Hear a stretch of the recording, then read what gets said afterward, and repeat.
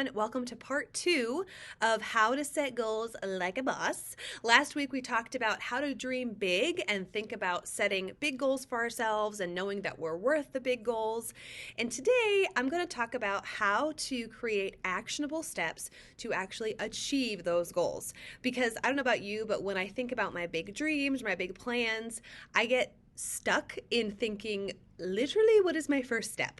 And then before I know it, I don't do anything because I feel so overwhelmed by the big picture that I can't think about what the first step is to actually get the thing done. So today I'm going to share 10 actionable steps that you can implement.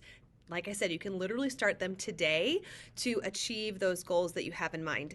And chances are I might not hit your particular goal because I'm going to cover 10 things that we have in common as bridal seamstresses. But if I don't cover your particular goal, I hope that this episode just helps kind of give you some creative juices of what your initial first step could be and how small it could be.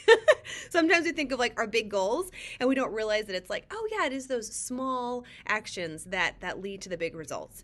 There's a great book on this topic called Atomic Habits. I forget the author, but I'm going to include the author in our show notes.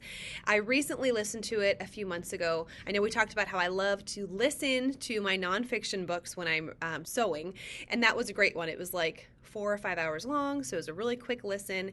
And the theme of the book is that the big changes that we'd like to see in our lives really start with these small action steps. So that's what today's episode is all about.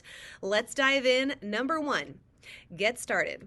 So to get the whole thing started, to start the biz, you've got to register your business. I don't know about you. This is something that I don't know why it was like totally a mental block for a really long time.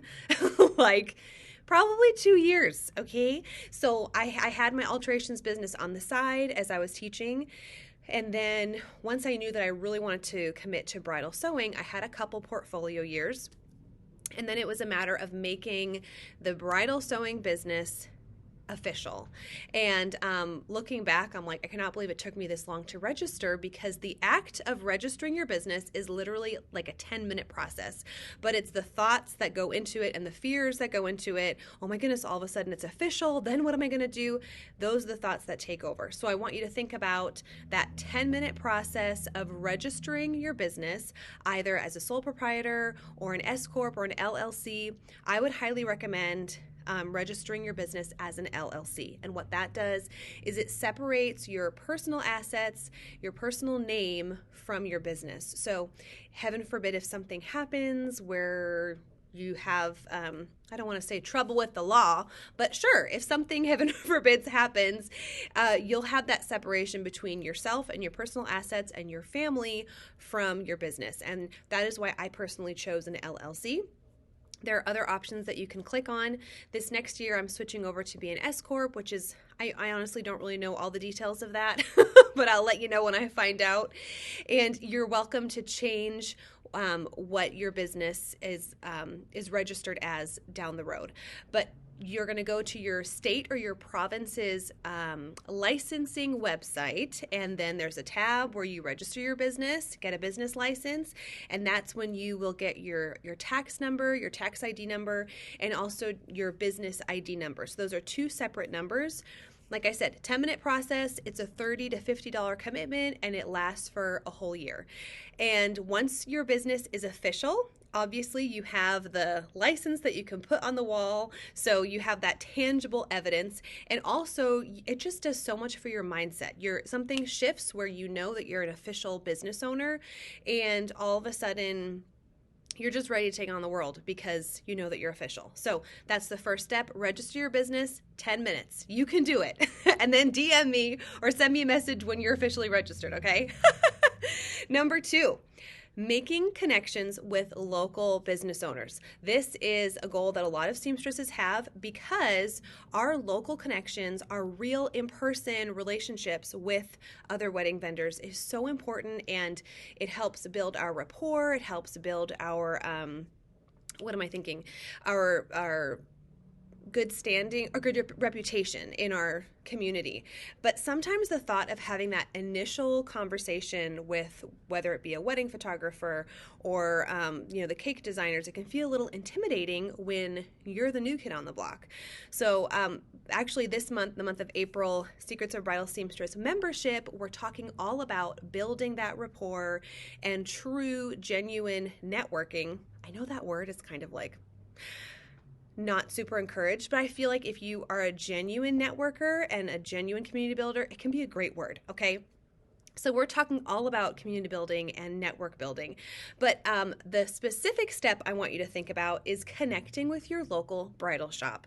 So drop off the business cards, and that phrase is almost a little bit obsolete because business cards are becoming obsolete. But I say that because for, I'm going to say like 6 or 7 months, I was so afraid to go to our local bridal shop and drop off my business cards. This was like 6 years ago when, business cards were like still a thing. So right now, it might look to you like dropping off your flyer or giving them the link to your website or some brochures to hand to brides, but it might not be specifically business cards. But taking that step to introduce yourself to the bridal shop owner says, I'm official, I can handle your dresses, and I'm ready to take on new clients. What it does not need to mean is I will take every single bride who calls me from your shop.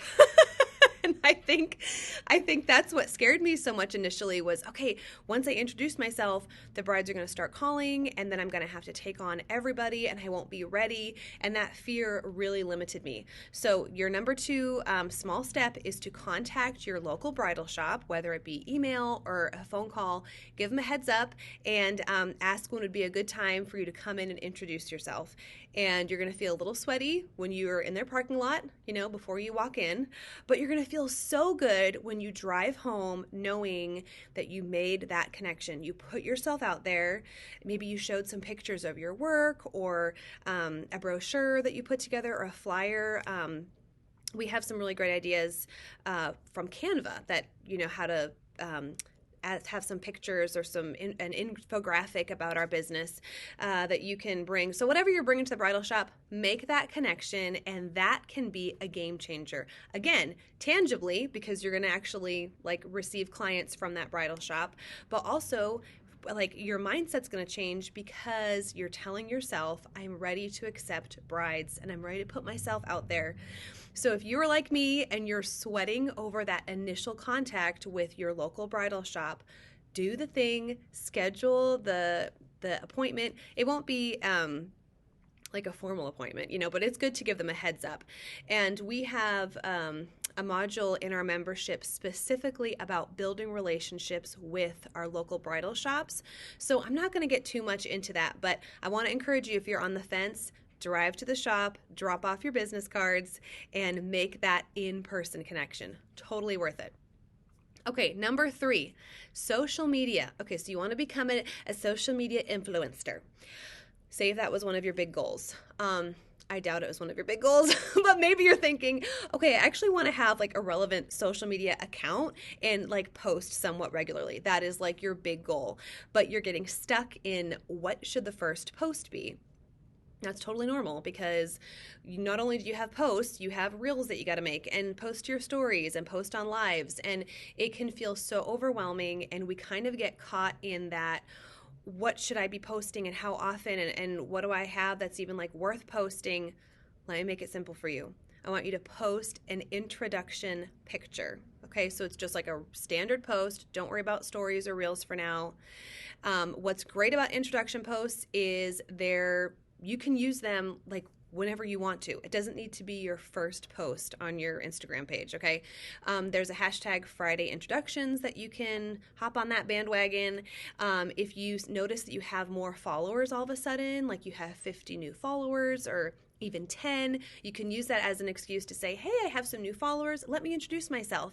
It's the easiest post to make because it's like a picture of you, okay? It doesn't even have to be of you sewing. It doesn't have to be a professional photo. Post a picture of yourself. This is my little formula, okay? Post a picture of yourself, where you're located, and who you love to serve.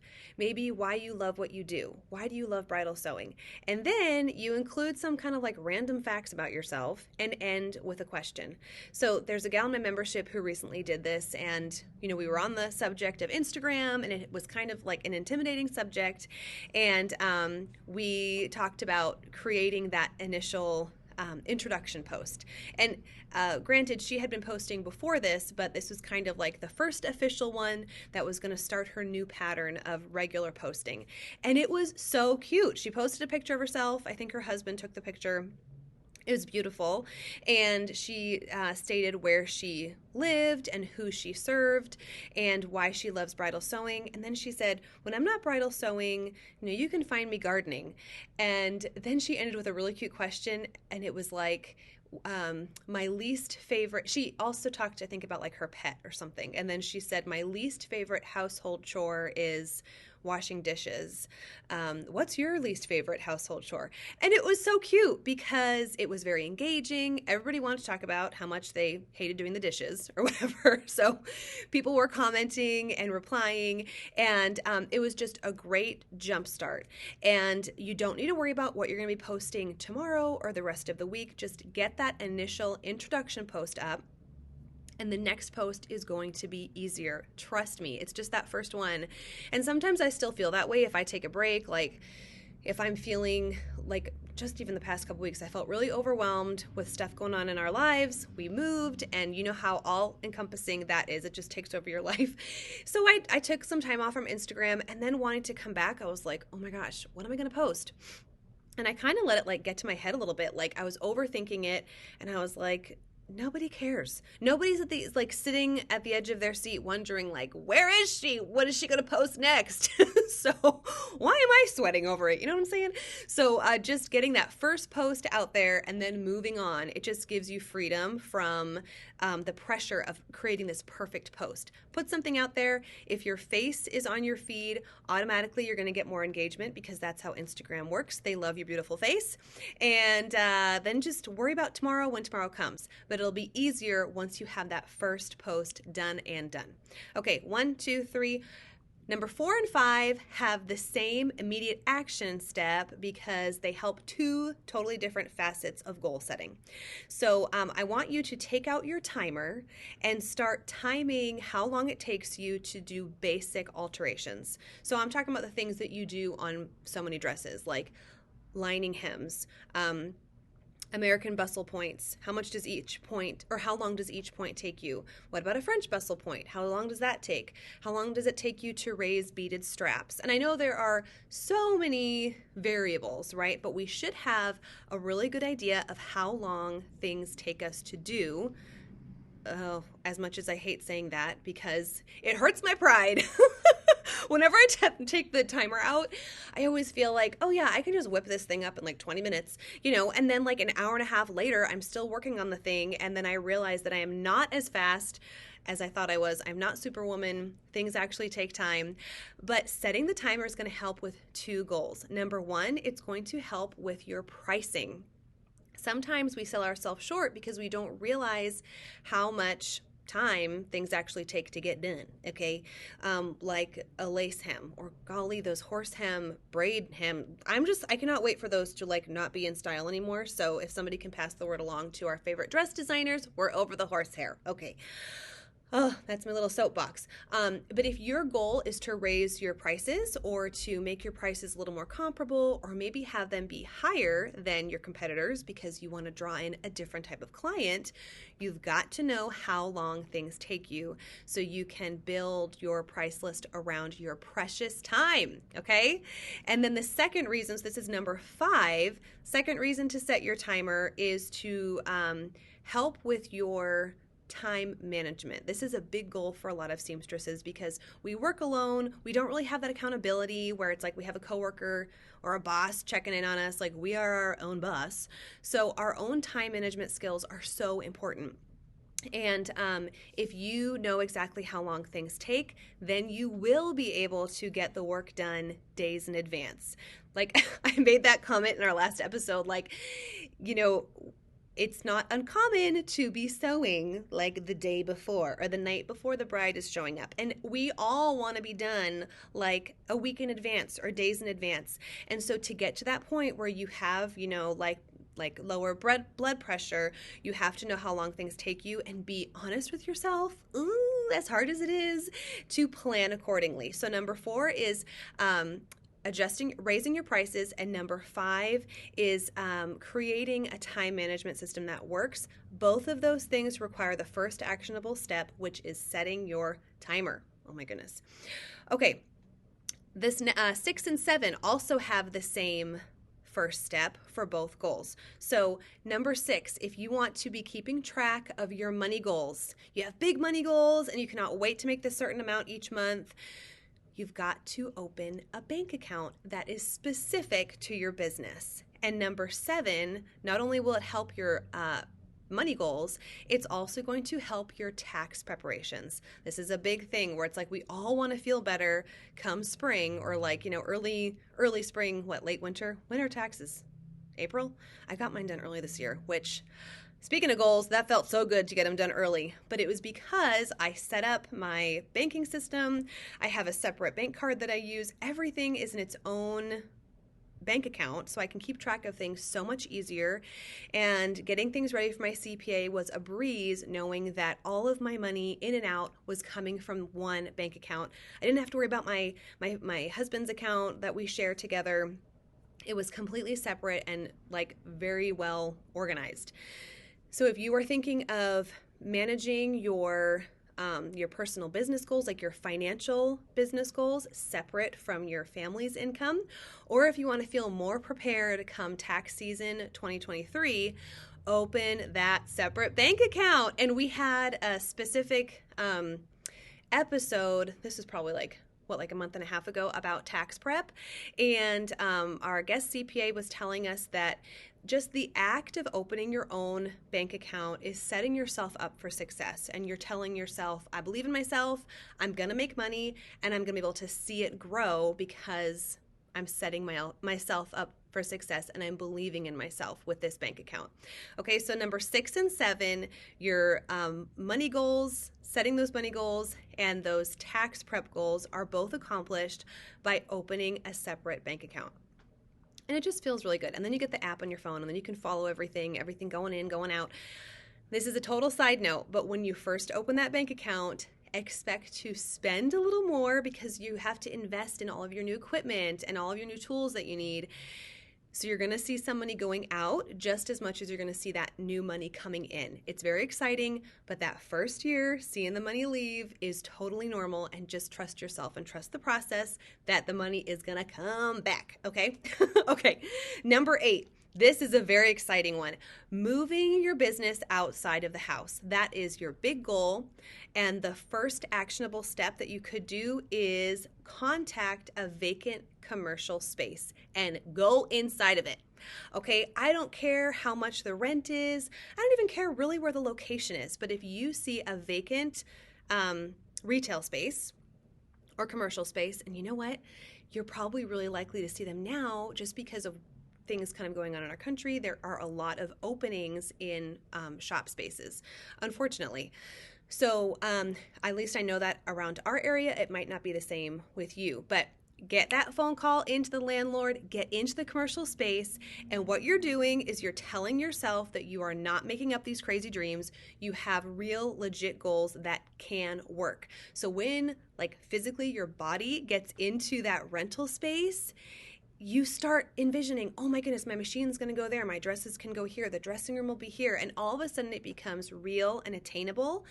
And then also you're going to have a monthly amount that you can at least compare. You know what I mean? Sometimes when we first get into this, you don't even know what you would be paying for rent. You don't even know what would be considered super high rent or average. So get into one commercial space, and then the next one will be the comparison. And then that's when you just start narrowing down exactly where you want to have your shop. And maybe if you even have a 6-month goal, in 6 months I want to move out, I would say start checking out spaces now. It's kind of like when you want to buy a house and then you just go to open houses to see what it feels like to walk through and just get familiar with the process. It's the same thing if you want to move your business out of the house. Get your butt out of the house and start looking at those storefronts, and it's like a breath of fresh air is going to come into your business, and I promise you're going to have new motivation and just knowledge. You're not going to feel so lost in the whole process, but it's going to feel like, okay, this is doable, and you have just more knowledge of the overall process. Okay, number 9, building a website. Okay, that is a very big and scary goal. If you are anything like me, you are very tech, you have lots of tech deficits, okay? But you might not be. You may be like totally into website creation and design and you don't feel intimidated by this. And so if that is the case, then more power to you. We have a great web designer that works with our members, Travis Sinks. And he actually offers a special service for our members where he designs custom websites and works with your branding colors. And I love that because spending time on my website is like, it's terrifying and it's torturous, and I waste so much time on it. So this number 9 is basically just for you if you feel like websites in general are overwhelming. Okay, if you're like, oh, oops, I just totally hit my microphone. If you're feeling like this is your jam, then disregard.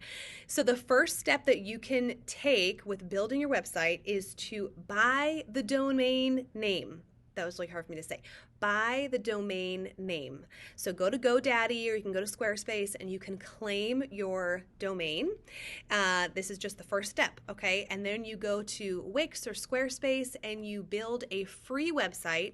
And when I say build a website, I just want you to have a welcome page that has the name of your business and the city where you're located. And then I want you to have a contact so that your brides can email you, okay? Very easy peasy. You got your domain name. That takes you like 5 minutes. I think it costs like under $100.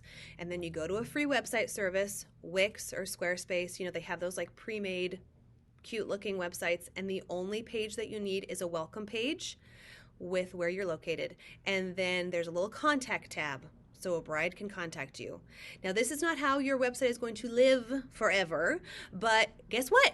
You have a website. And then once you have a website, you can build stuff on it and you can get somebody like Travis to help you with actually customizing it.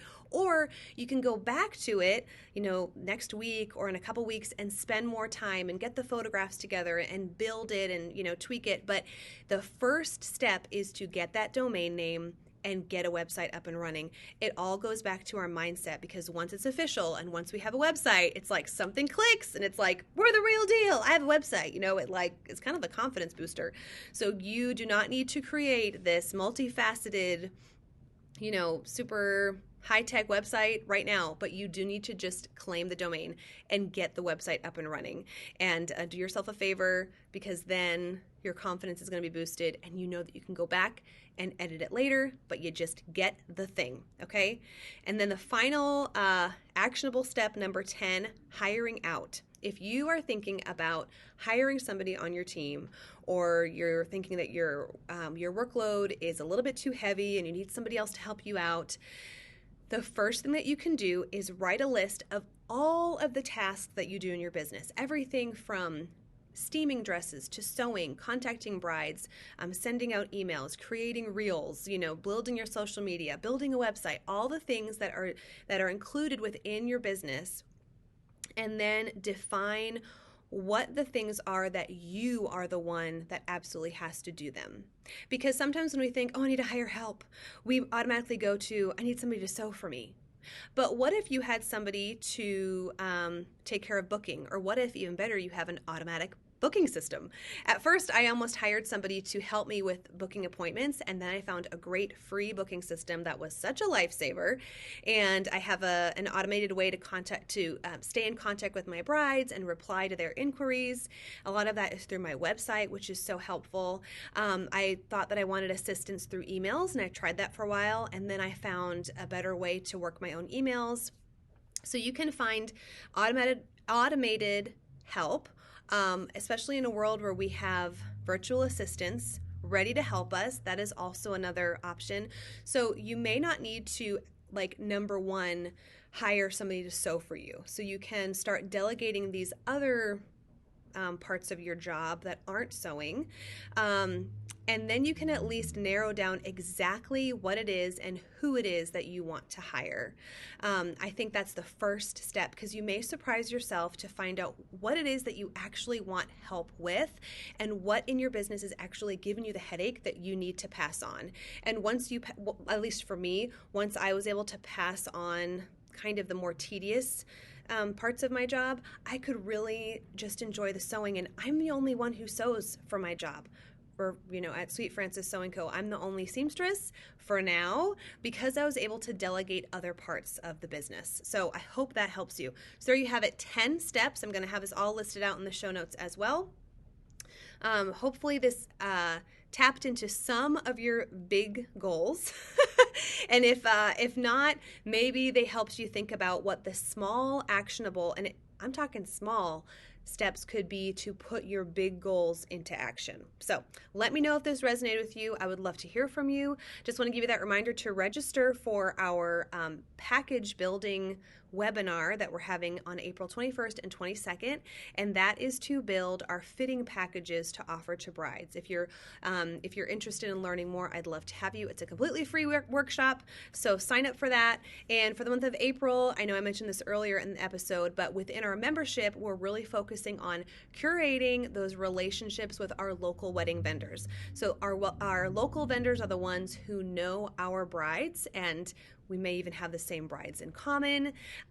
It's so important as a service-based business to develop these local relationships with our local wedding vendors. I love social media, and we can get so much accomplished through that, but really those in-person connections are so invaluable for the type of work that we do. We're not selling things, we're not selling like digital products, we're selling our in-person personalized services. So want to make sure we have those strong connections. So if you're interested in joining the website for that training, or the membership, for that training, you can head to secretsofbridalseamstresspodcast.com and click on the links there for more information.